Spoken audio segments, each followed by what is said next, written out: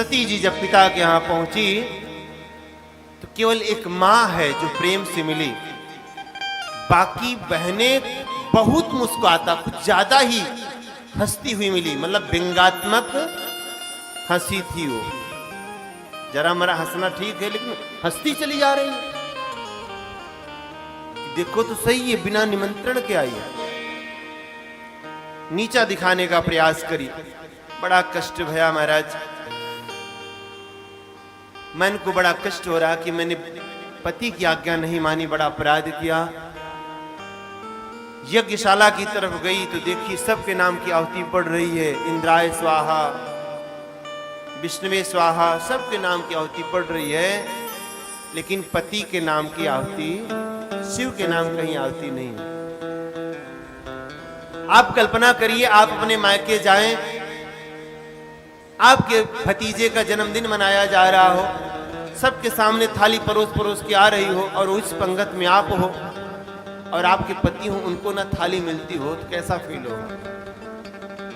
एक स्त्री अपने मायके में सब कुछ सहन कर सकती है, लेकिन अपने पति का अपमान नहीं सहन कर सकती। सती ने अपना अपमान सहा, लेकिन पति का अपमान सहने को तैयार नहीं हुई। सती जाई देखी जब जागा, कतहु न दीख शंभु कर भागा। मन विचार किया, हरि हरि निंदा सुने जे काना, पाप होय गऊ घात समाना।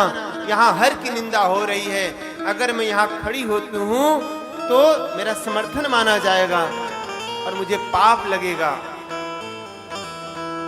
मैया तो पहले ही पति के वियोग की अग्नि में जल रही थी, फिर यहाँ आकर के अपमान की अग्नि में जली, और अब यज्ञशाला में पहुंची तो क्रोध अग्नि में जलने लगी।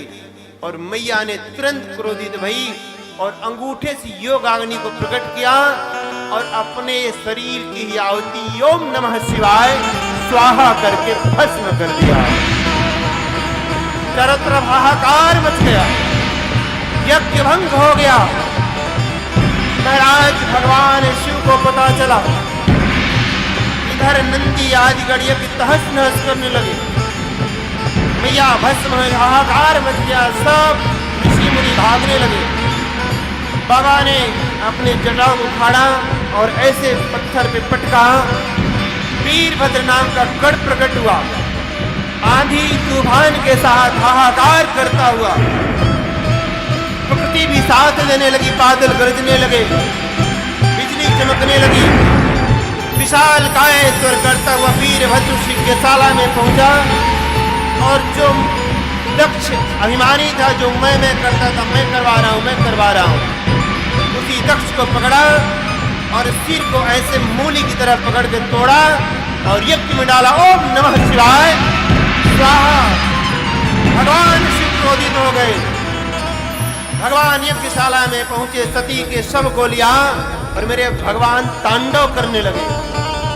ऐसा विचित्र तांडव किया, धरती डगमग डगमग डगमग डगमग डगमग आने लगी। महाराज सारे देवता भयभीत, सारे ऋषि भयभीत, सारे मुनि भयभीत, सब भगवान नारायण की शरण में गए। बाबा, अब बाबा के भोलेनाथ के क्रोध से आप ही रक्षा कर सकते हैं। नारायण ने सुदर्शन चक्र निकाला और सती के अंग के खंड खंड किए, 51 खंड किए। जहां मां का जो अंग गिरा उस नाम से मां भगवती प्रतिष्ठित हुई।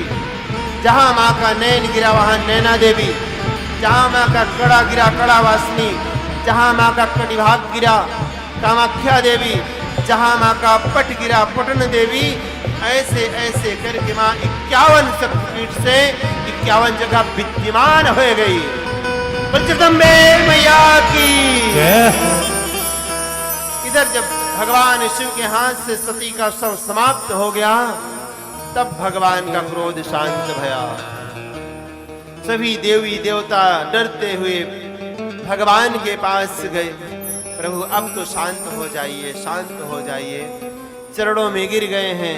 भगवान ने भक्तों को देखा तो क्रोध शांत भया, और संतों के निवेदन पे मेरे भगवान ने दक्ष को बकरे का सिर लगाया। क्यों? क्योंकि बकरा भी मैं करता है, मैं।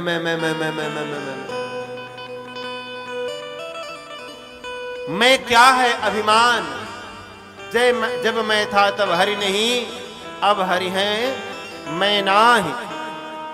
प्रेम गली यति साकरी, दोनों नाही समाए। या तो मैं रहेगा या भगवान रहेंगे। अगर आपके अंदर अभिमान है तो भगवान प्रस्थान कर जाते हैं। जहां आया ईगो, ठाकुर जी आई गो। जहां भगवान रहते हैं वहां अभिमान का कोई मतलब नहीं, वहां मैं समाप्त हो जाता, व्यक्ति शून्य हो जाता। जब बकरे का सिर दिया तो दक्ष भगवान की स्तुति करना चाहा, और बकरा जब प्रसन्न होता तो जानते हो कैसे बोलता है? कभी देखा बकरे को? गांव देहात में मैंने देखा, जब प्रसन्न होता तो बकरा से बोलता, बम बम बम ऐसे बोलता है। याद आया? तो ऐसे बम बम बम बम बम बम बम, तब से बोल बम बोल बम बोल बम बोल बम बोल बम बम बम भोले बम बम भोले। तब से भगवान की जय जयकार बम बम से होने लगी। बम बम। भगवान ने दक्ष पर कृपा करी, लेकिन महाराज सती जब अपने प्राण को त्याग रही थी ना, उस समय शिव जी के इष्ट से एक वरदान मांगा था कि सती मरत हरि सन बर मांगा, जन्म जन्म शिव पदय अनुरागा। सती मरते हुए भगवान के इष्ट नारायण से वरदान मांगा था कि हे नारायण,